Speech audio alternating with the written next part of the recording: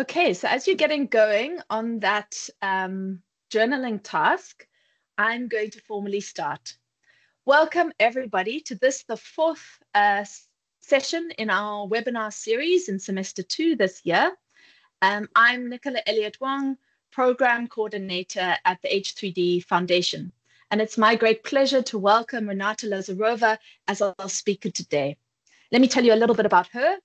Renata is a primary care pediatrician in addition to her training in public health in applied sciences. She has more than 20 years experience in therapy development, including clinical development, regulatory affairs, capability building, and program management.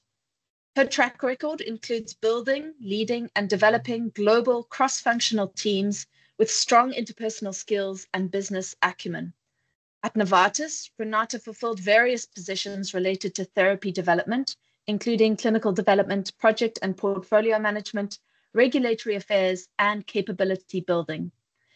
At Hoffmann-La Roche, she led initiatives with a focus on patient engagement, including establishing rare disease patient partnerships and developing real-world data concept for engaging with patients.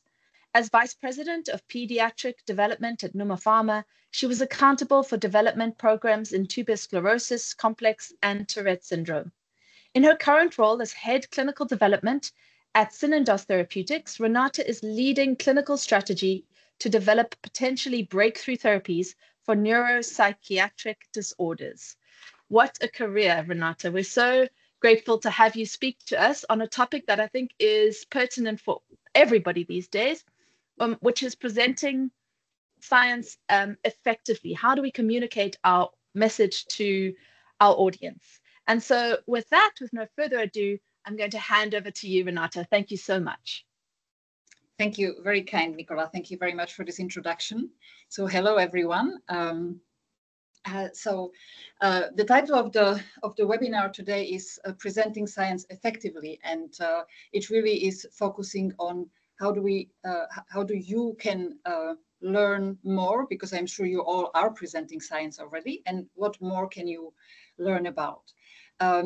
Nicola kindly introduced me, so just to add, so the company that I work for currently is called Synendos, and we are developing a selective endocannabinoid reuptake inhibitor, which is really exciting. And in addition to my role in kind of development, pharmaceutical development in general, I also have been a mentor at the H3D program. And one of the elements that I was involved with and responsible for was to focus on some of the so-called soft skills, or rather personal effectiveness skills, such as communication. And what I want to do today is to share with you some fundamentals, some things that you can keep in mind when you are preparing your next scientific presentation, or actually any other presentation. So let's dive into that. So, sorry for that. So first, what are the fundamental elements of the presentation? So already old Greek Plato said that human behavior is really driven or influenced and impacted by three sources. So one is providing the expert knowledge for the person that we want to influence, hence present to. So we want to influence people with our presentation. So it's providing expert knowledge. Then it's creating emotion for people to get engaged and to appeal to their desire to learn.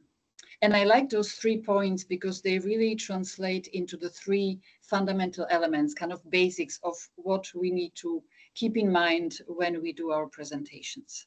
So one is the content. It's the science or content about what we do and what we want to achieve. It's then delivery. How do we engage with people? And the third one is the audience. Who are those people that we want to engage with?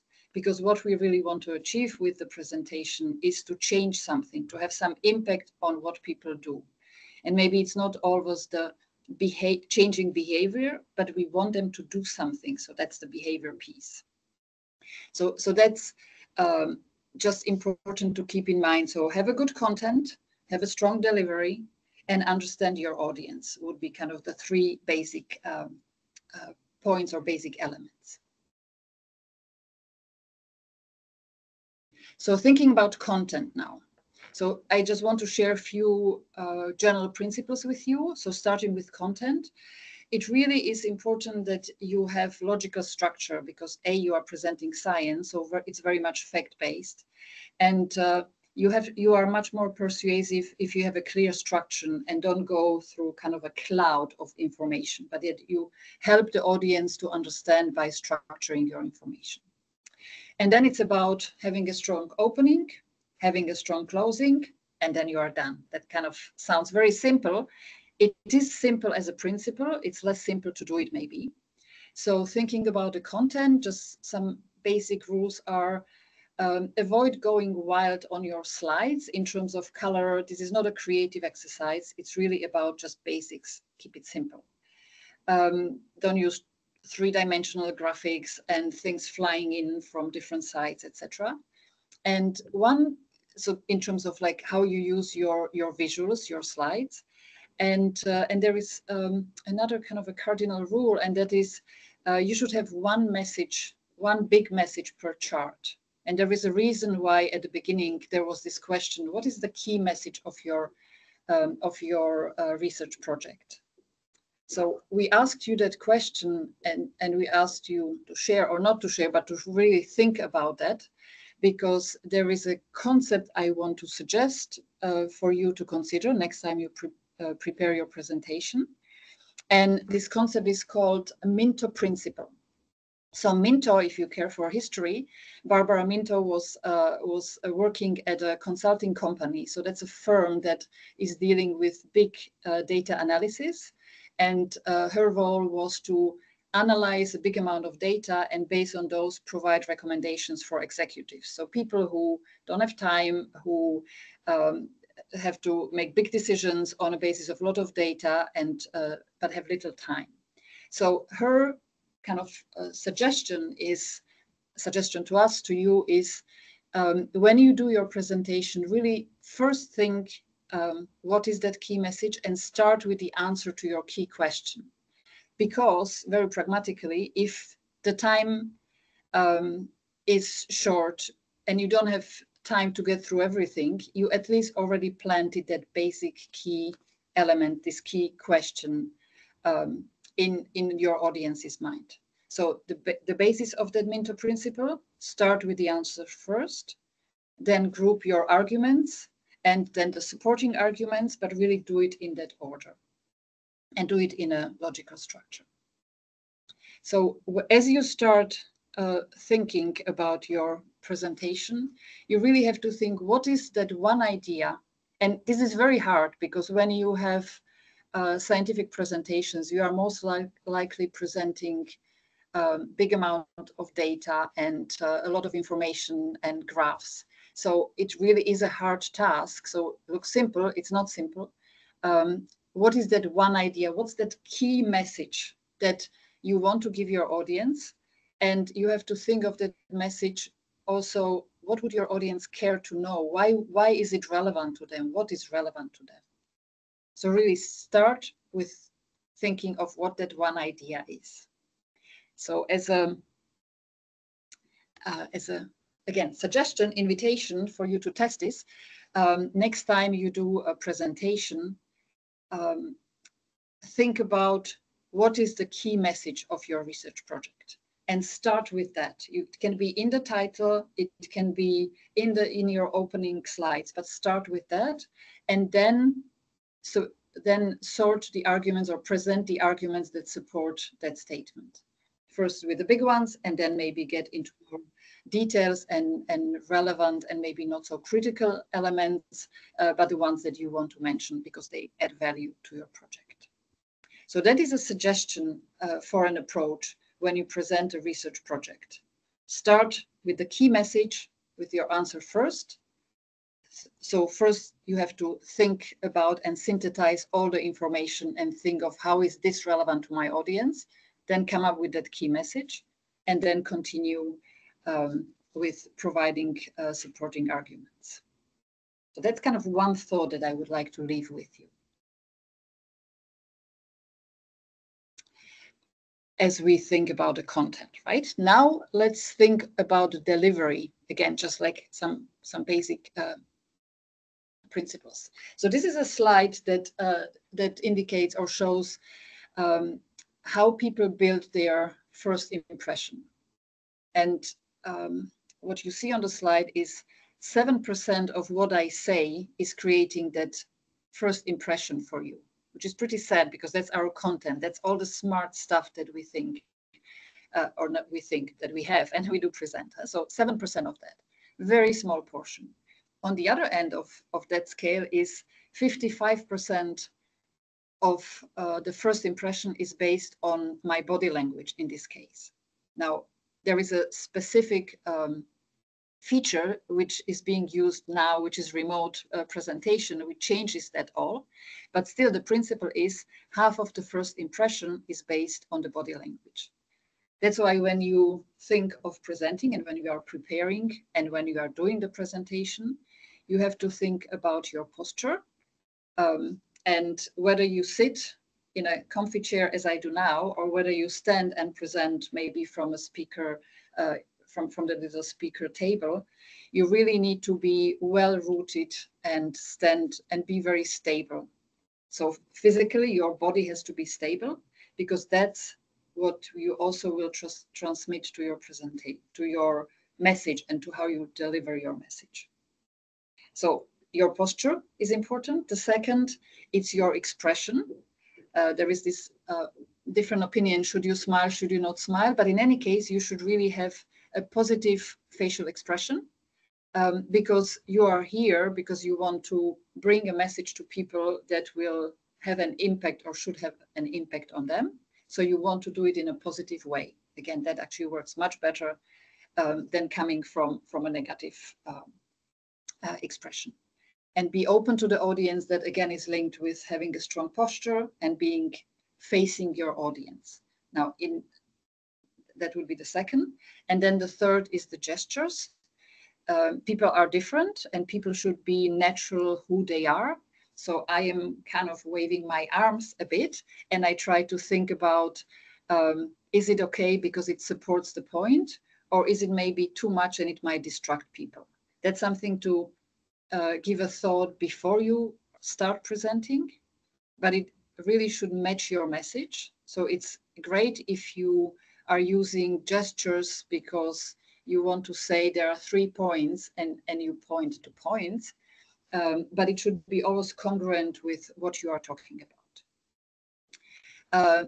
One rule, never point fingers at people, because that comes across very aggressive. You might point finger to your data, but never to people.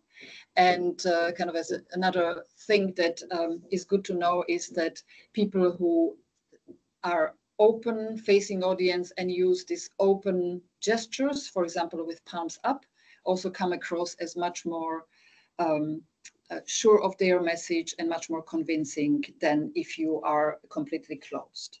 So think of that. And because the reality of life, as for example, for this presentation, when I am online, I actually don't see anyone. I only see my slides.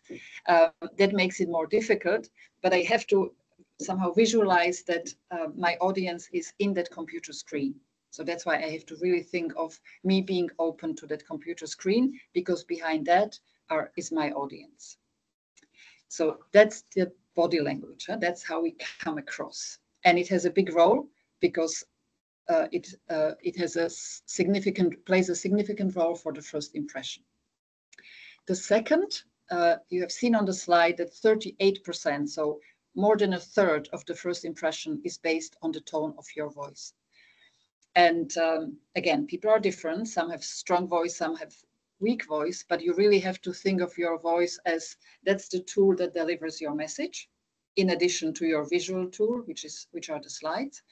So you have to pay attention to, again, if you stand, if you have a good posture, your voice is also carrying better. You have the possibility to use a microphone very often if your voice is maybe not carrying very well, or if you want to make sure that you have the good acoustic, make sure you use the microphone, and that's almost always the option with remote anyway.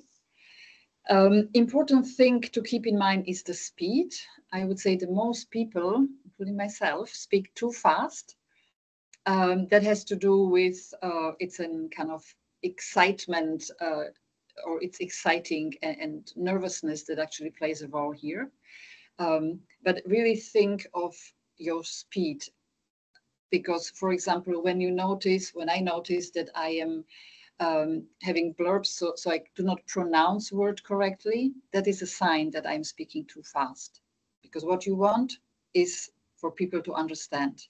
If I speak faster than I can, then people will not understand. Another thing, thinking of that acoustical element of our delivery, is people use often filler words. These are sometimes bad habits, so that you repeat, I don't know, and it can get on people's nerves, and you don't want that.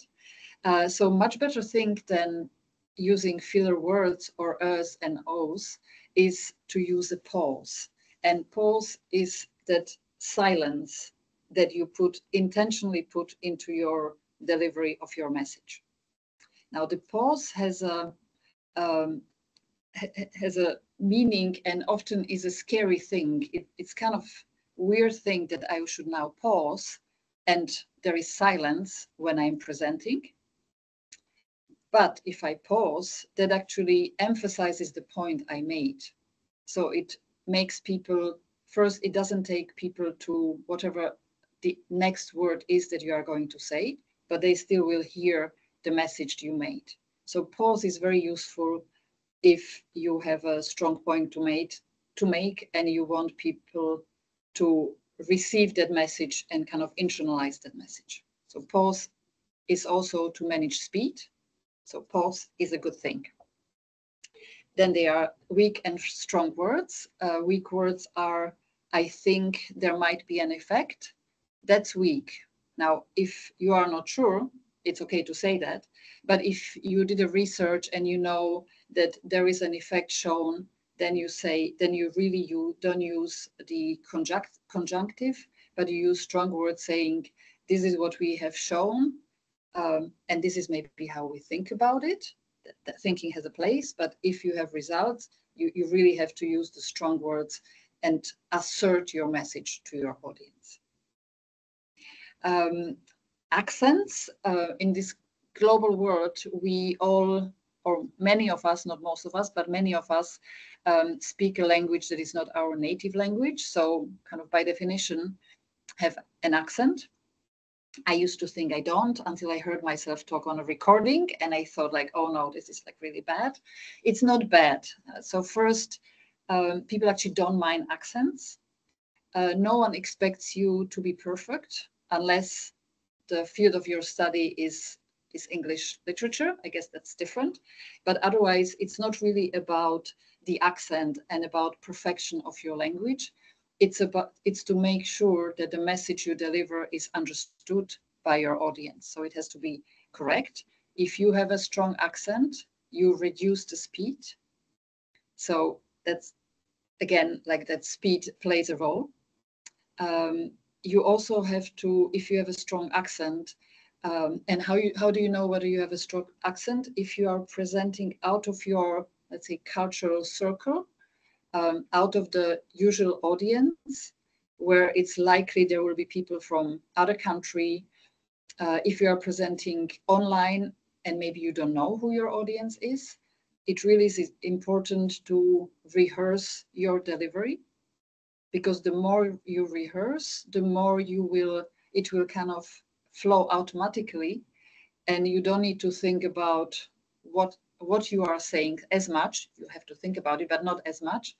And you can pay attention to things like, is my speed fine? Would a pause be appropriate now? Or was this a blurb? Was this maybe not clear? So the more you rehearse, the better your delivery will be. I guess an obvious statement, but if you are concerned about your accent and how people understand you, then rehearse more. Reduce the speed, and pause.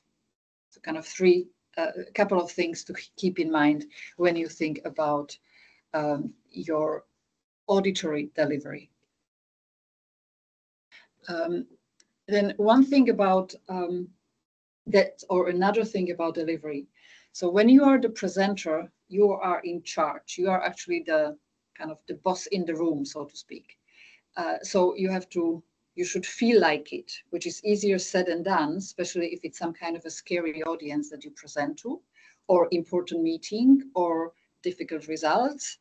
So it might not be completely easy to be confident. You might not be by nature, you might be a shy person. But it's important that what you project is confidence. And if you think about it, most likely what you present, you are the expert in the room, right? That the chances are that nobody knows as much about your topic as you do. So that should really give you that realization, or that thought should really give you kind of that strength of a lion and confidence to project. You also want to project optimism. That goes back to that kind of friendly or positive, rather positive than friendly. So positive appearance that you want to have in how you are talking to your audience. And then the last one is be authentic. We are the best in being who we are and not trying to be someone else. So if you are nervous, you might admit to it. You might, however, also take a deep breath to like a little bit control your nerves. But it's okay to say, I am nervous, this is a big audience, or this is an unknown audience, and or not be nervous, that's fine too. So really just be authentic who you are, because that's what you want to get across, because that's your best chance to convince your audience of what you are presenting, because you are presenting as a real authentic person. So that was about delivery. And now let's move to the audience. So there is this obvious fact that or maybe it's kind of stating the obvious, that we need to understand our audience. And that's why in your preparation, you should think about it. And I wanted to share an interesting, or I find it an interesting fact. This is a bit old data, so let's hope the world moved on in the last 10, 15 years. But this is a slide that shows how entrepreneurs who were pitching their business ideas to a Swedish government venture capital group were perceived. So what happened, there was a presentation of business ideas, and the people in the audience was venture capital people who were deciding about who gets funding and who will not. And they were writing down how they perceive presenters by gender. So when they were looking at a young male entrepreneur, they often put down attributes you see here on the left in blue. Oh, this is a young and promising person, maybe a bit arrogant, but really impressive how competent this person is, maybe a bit aggressive, but really would be a good entrepreneur because there is a lot of energy, competent innovator, cautious, sensible, level-headed. So kind of there is a real bias on that left side towards describing people in a bit more positive way, and also taking attributes like arrogant, which is maybe not so positive, in a positive way. On the other side, the female presenters of these business ideas were the attributes written about them or assessed to them are on the right in red. So young but inexperienced, lacks network contacts and needs help. It's enthusiastic but weak, good looking and maybe too much dressed up, so careless with money. So really attributes that you might like or dislike, but to me they do not sound necessarily positive. And what was the other part of what happened at that meeting was that with those, and not because of those assessments, but the women entrepreneurs that were presenting there were awarded about 25% of what they applied for in terms of amount. So they asked for 100 and they got about 25% of that, while the male were received about 50% of what they asked for. And that is kind of appears as a, and I'm sharing that not to show the world is unfair, I guess it is, but I'm sharing that it's really important to be aware of that. This is not about wrong or right, but this is about being aware of that. There was another study done where the grant applicants were presenting their projects, and they were equally successful when only the science was considered, but not the scientist. So it was done in a neutral way. And this doesn't help us to think, or again, making the point, it's not about is this right or wrong? It's just being aware that people are perceived differently. Your audience might perceive you differently. And that's why you want to be aware of that and think of how you deliver your message when you are presenting.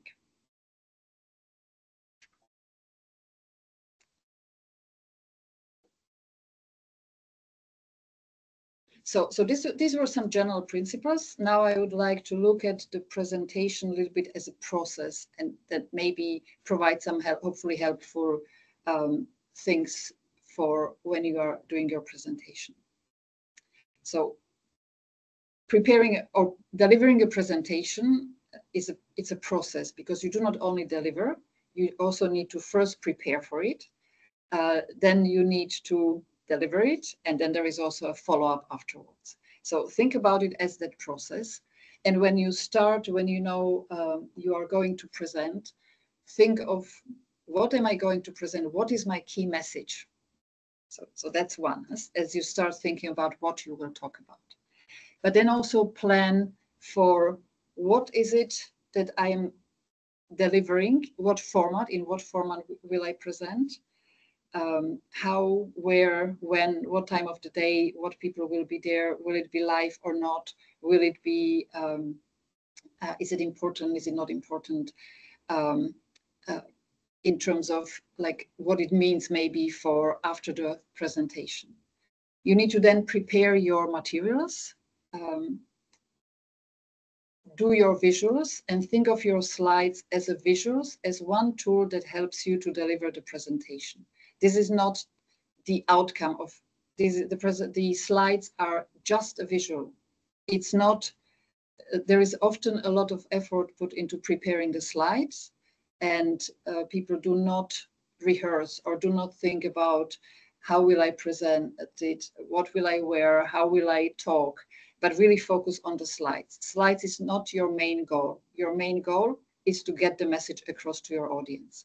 And slides are here just to help you to get that message across, because it provides a visual information in addition to your auditory information that you deliver to your audience. And then in your preparation, you just have to rehearse. And it's written 3 times because it's really important that you rehearse your presentation. And we'll go into that in a bit more detail. So the second, during the presentation, you introduce yourself, and then you really have to manage the room, because this is your time. You are in control and have to be in control. You have to deal with questions, you have to close, and then your presentation piece is done. And then after the presentation,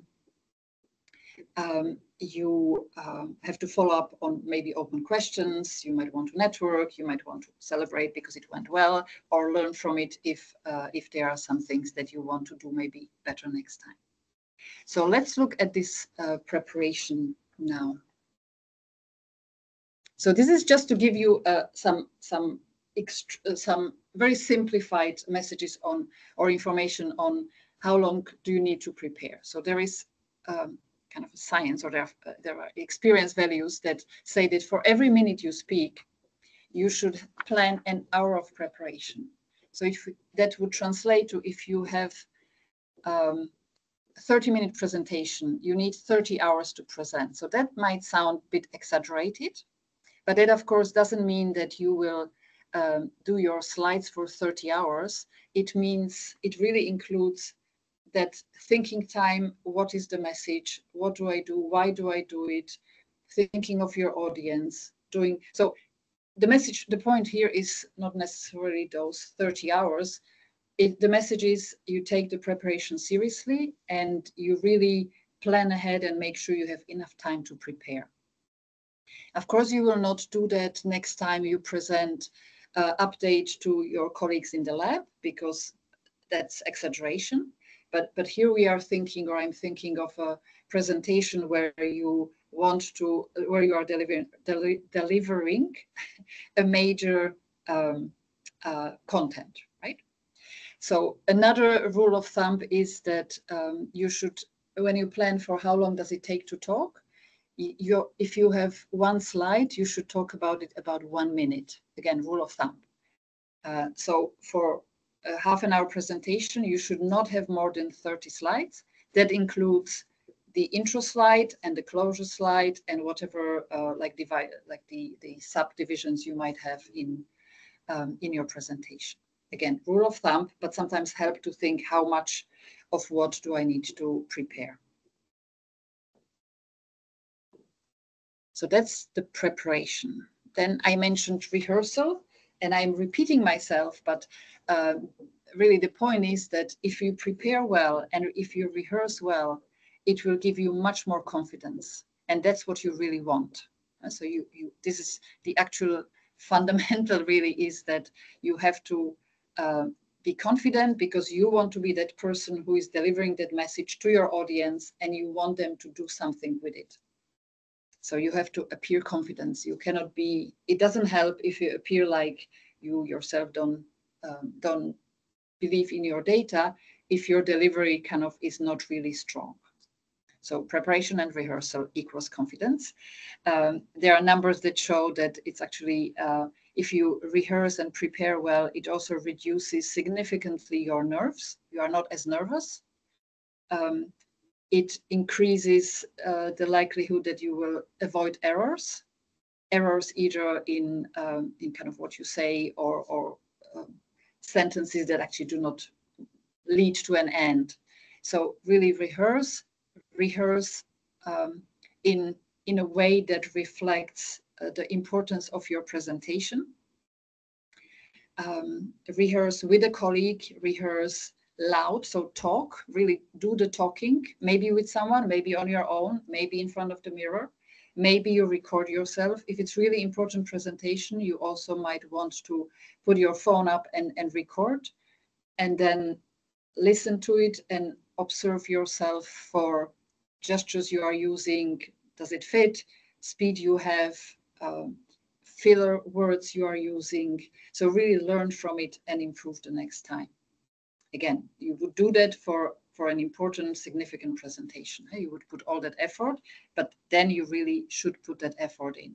You might also do it with a friend, someone you trust, that will give you genuine, useful, but also kind feedback on your presentation, but do it in a way that you feel like, okay, I did all I could, and I now feel confident to present. When you rehearse, also think of practical stuff. So where will you present? Where will you stand? It's good to check the place where you are presenting so that you see, how do I make sure that I am keeping an eye contact with my audience if I am in a large room. It depends on where you stand and then where you look. You might want to have to pick 3 people in your audience on the left, in the middle, and on the right that give you friendly looks. And during your talk, you will just kind of always wander with your gaze across, so that really you are having your whole room in your visual space, and you are not only talking to one part of the room.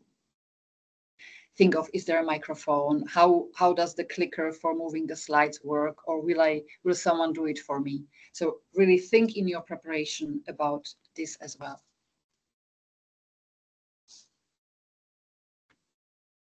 Now, during delivery, one important thing is to introduce yourself effectively. And here is a suggestion for kind of a script of how you can introduce yourself. And there is, it's a good exercise or investment of time you put into introduction, because that's something you do very often. So, and you do it formally when you starting to present, you are doing it informally, maybe when you meet someone, you do it when you network after your presentation, but it's a good thing to have your introduction kind of ready. So a suggestion for how you can do your introduction, prepare your introduction, is that you really start to go by these questions, and you start writing the answers to who are you. So what, and think about, it has to be relevant to what, to your audience and to what you will present. So what are your key strengths? What do you do that is of relevance for this topic and for this audience? What are you passionate about? So you might be working in a project that you worked on it since you started your career. So it's something that is really, really part of you. So try to get that across as well.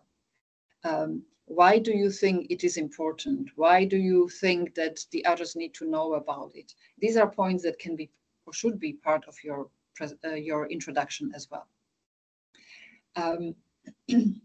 So how can you, if you are with your presentation, how can you solve your audience's problem or contribute maybe to solving it? Or how can you contribute to solving something that your audience cares for? So write those points, and don't forget also to say, what do you want? And it's a good thing to say it in your introduction and then repeat at the end, is what do you want your audience to do after they heard you talk, after you delivered your presentation? Because you always want them to do something. You might want them to know, you might want them to do something different. You might want them to give you money because it was a grant application. You might want them to collaborate with you on an extension or a branch of this project. So tell them what it is that you want them to do, just to make it clear.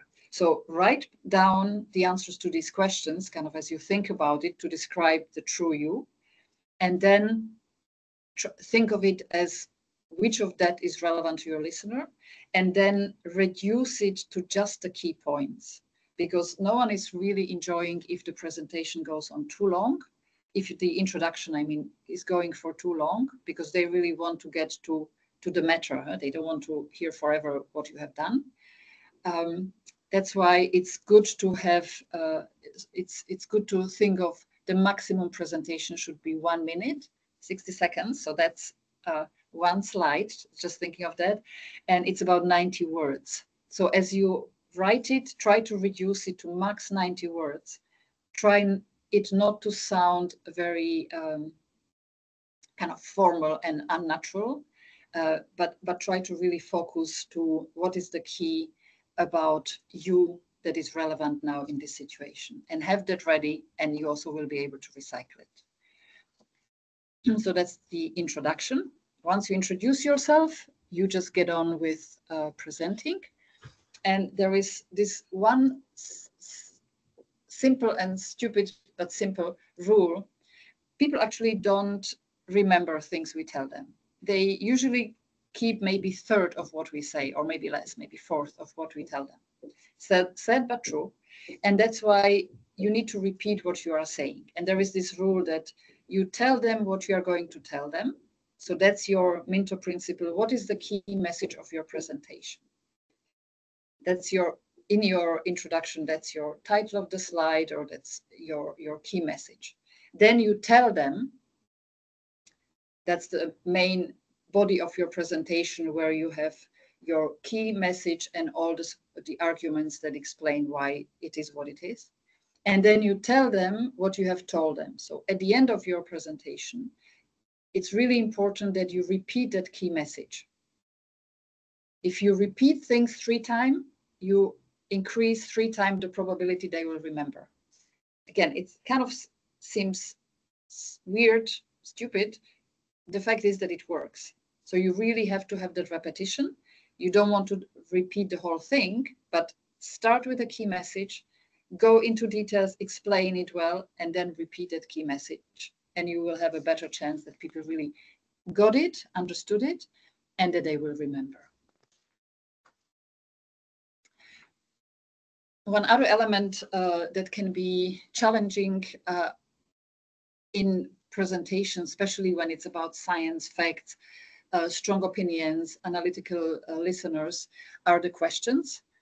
And here it's important, and there always are questions, whether they come across during your talk or whether you get them at the end. It's something that you can control, and you might want to set it in the beginning. So the rule, or how it was set for this meeting, is there are no questions during the presentation. You will have time to ask questions soon. But there might be situations where you want to say, hey, ask me questions whenever, because it's about understanding. So think about what you want, what's good for you, what stresses you less, and also say it, because you need to be in control of the questions as well. Because as we said, so this presentation, this event of you presenting, this is your event. You are managing it. You are in control of that.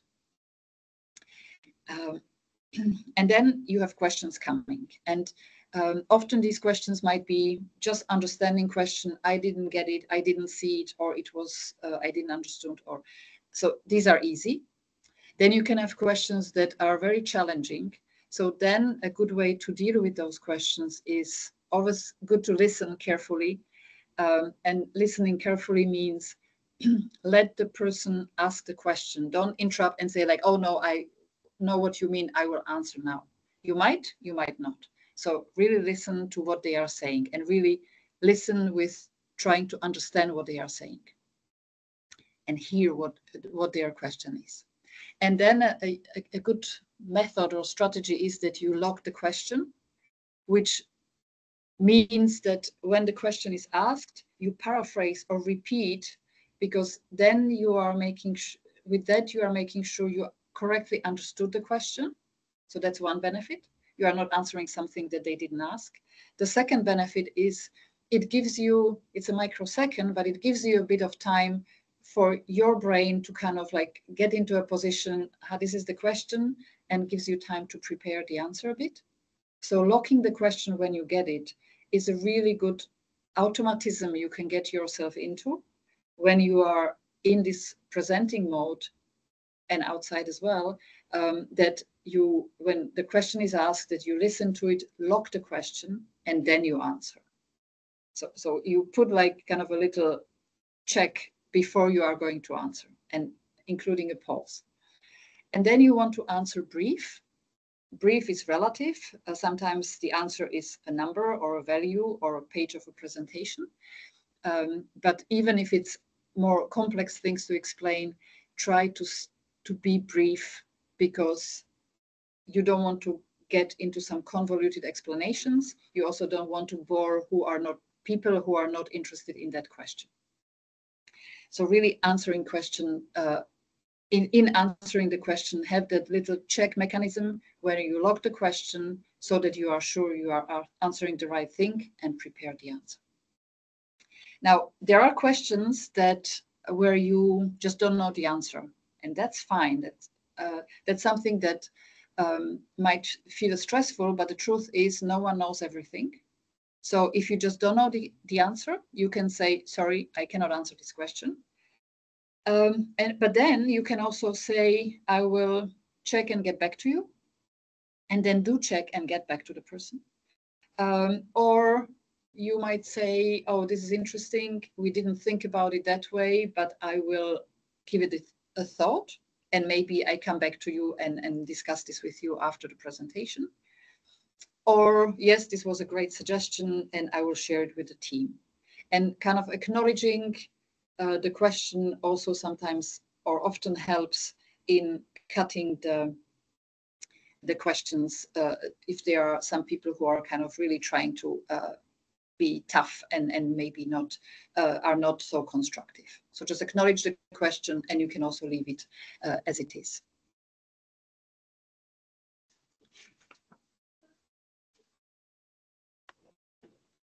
So that's the question. So once we introduce ourselves, present it, answer the question, then comes the big closure. And it's important to think of that closing.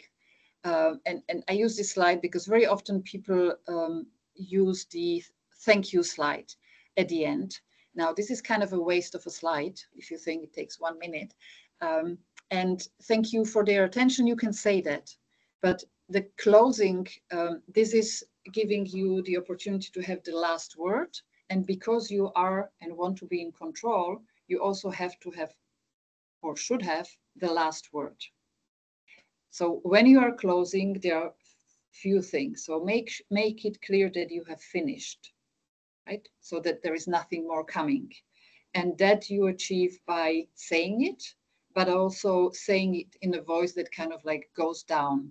So this is the last message that you are presenting, last fact. This is my last slide. Just make it clear you finish. In your closing, we said it in the introduction, it's important that you call people to action. So at the beginning you said, I want you to do something after I present. So now tell them, this is what I want you to do. So my closing message would be, at the beginning I told you I will share some fundamentals and I want to suggest that you try them out. So my closing message will be, try it out. To make things round and to connect, it's also good to refer back to your opening message. So you maybe started with a title, you can end with that same title, with that same key message, and really use that space for a strong closure. So here is my closure, and this is a thing that someone wise said, is that science isn't finished until it is communicated.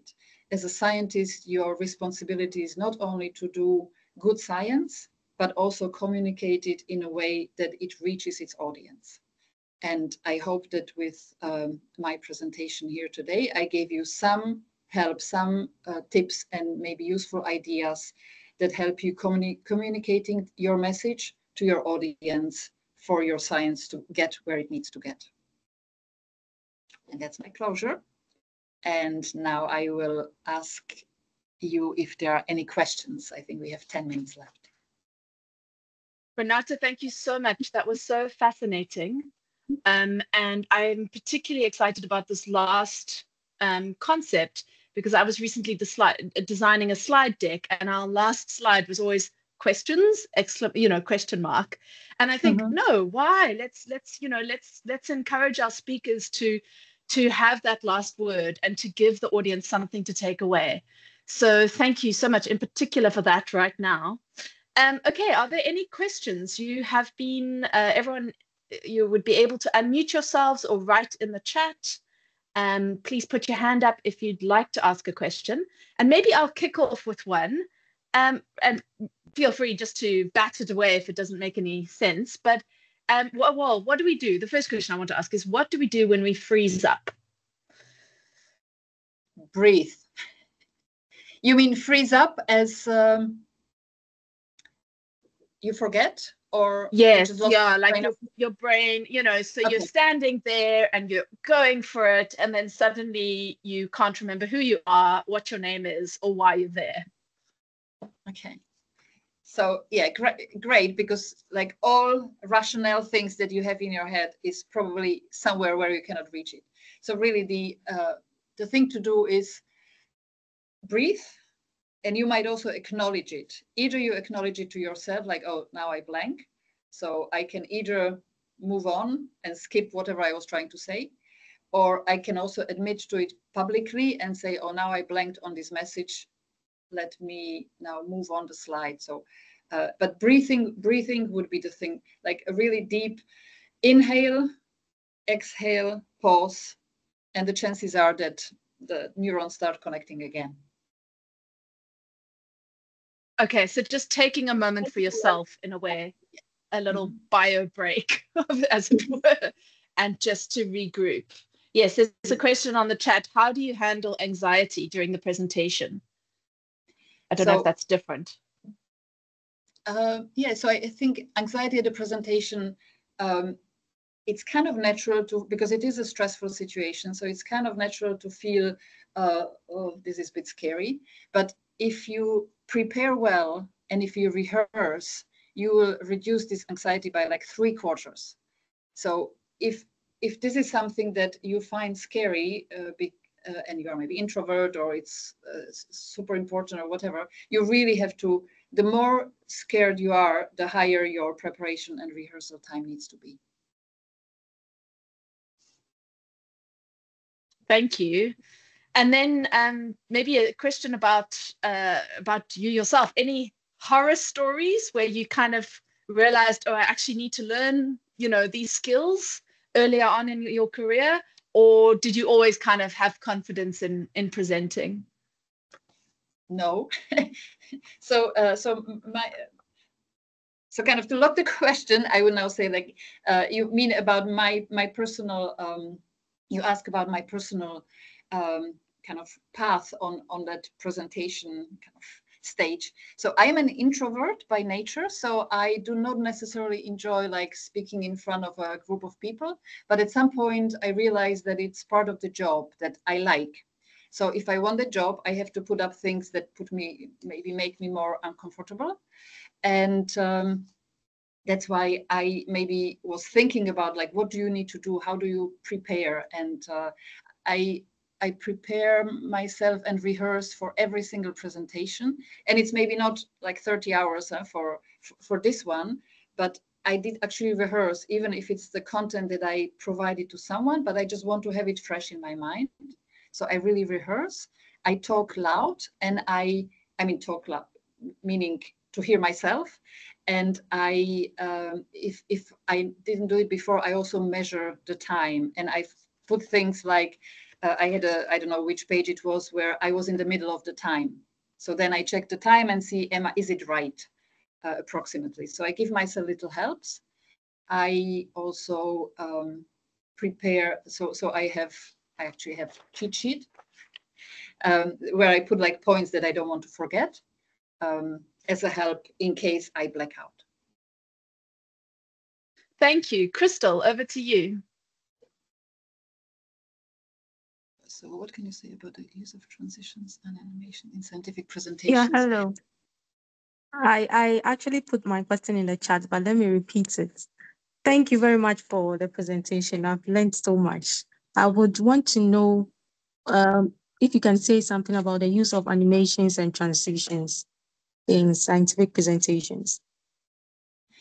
So I think there was a time when PowerPoint became this like very much used software that people put like all colors and animations and things flying in and out, and I would suggest that one is very careful with using that, because if you think that you should have a clear one message per slide, you cannot have too many things in there. So it should be simple. You should not have, and you should only use transitions if it helps you to explain the message.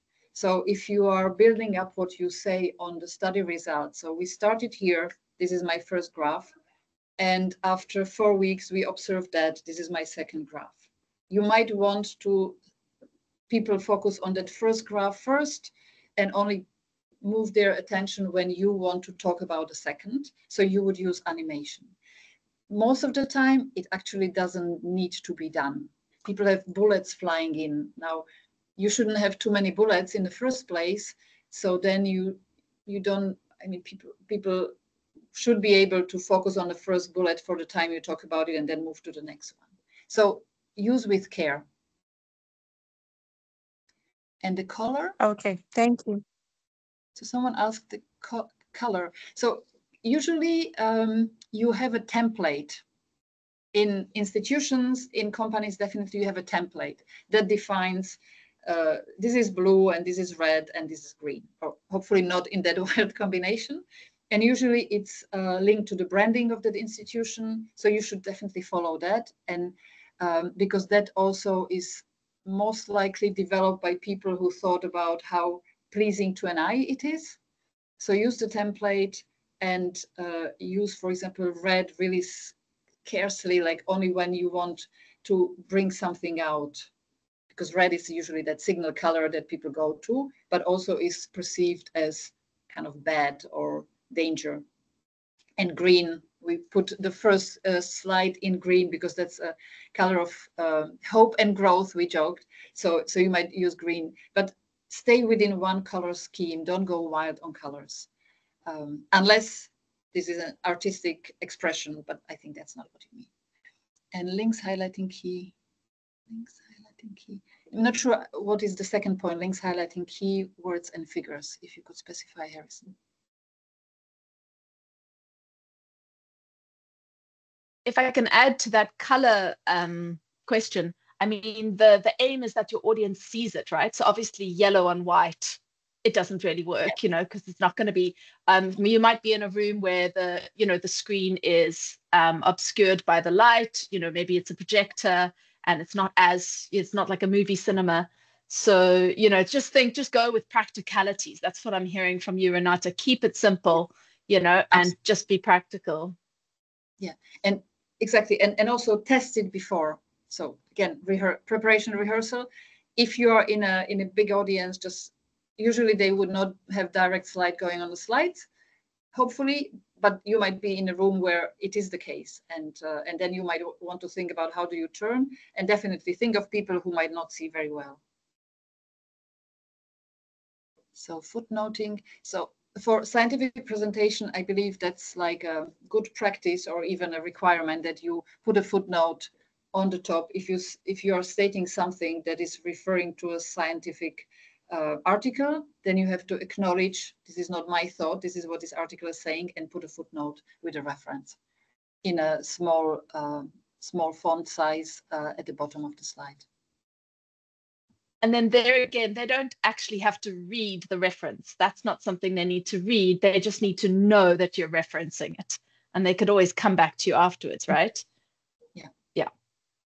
And in comparison to putting it at the end, unless you are referring, unless your message really all refers to the same presentation, it's enough maybe to mention it at the end, or rather maybe first time you refer to it. I find it much more practical if you have the reference then there when you talk about it. In a publication, for example, you have obviously like references at the end, just with numbers, so you can say number 3 and it's there. But I think as you present, it's better to have it at the point on a slide when you talk about it.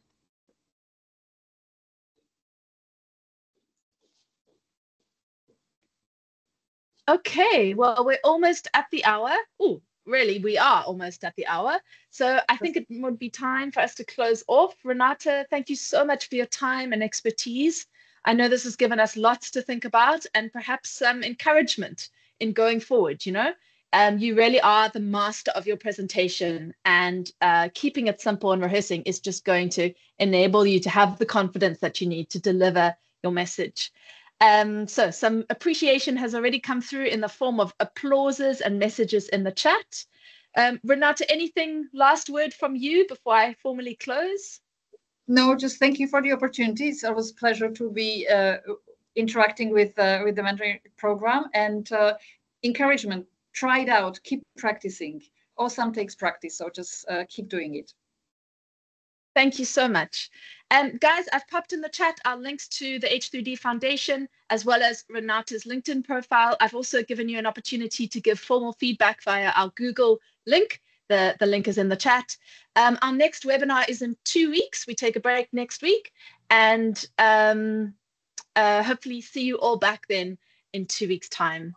Okay, any more questions, feel free to email them to me and I can try to answer them myself, or of course pass them on where appropriate. Have a wonderful day wherever you are. Thank you so much, everyone. Bye. Thanks. Have a good afternoon. Bye.